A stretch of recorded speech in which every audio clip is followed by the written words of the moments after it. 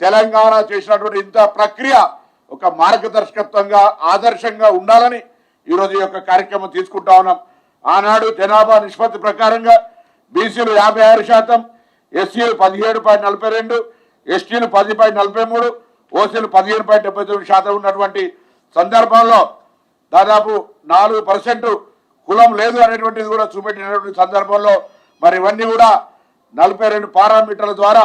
వెనుకబడతాన్ని కొలిచే విధంగా ఈ ప్రక్రియ అంతా జరిగింది. ఈ యొక్క అన్ని వర్గాలకు సంబంధించినటువంటి సమాచార వ్యవస్థను ఈరోజు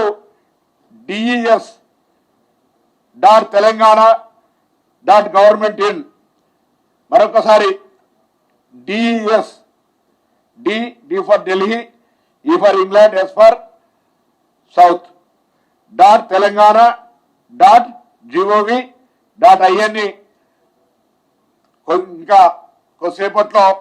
తెలంగాణ ప్రజలందరికీ దాని యొక్క సర్వేకు సంబంధించినటువంటి ఎక్స్పర్ట్ కమిటీ నివేదిక, తద్వారా ప్రభుత్వం ఏ విధమైన ఆలోచనతో ఉందో అనేటువంటిది తెలంగాణ ప్రజల ద్వారా భారత ప్రభుత్వం పైన ఈ సమాచారం ద్వారా మరి ఒక ప్రభావితం కావడానికి ఒక రోల్ మోడల్గా తెలంగాణ ఆదర్శంగా ఉండాలనేటువంటి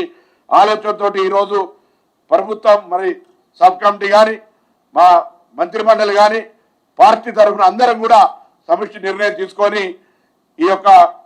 డాటా అంతా కూడా పబ్లిక్ డొమైన్లో ఉంచడం జరుగుతుంది.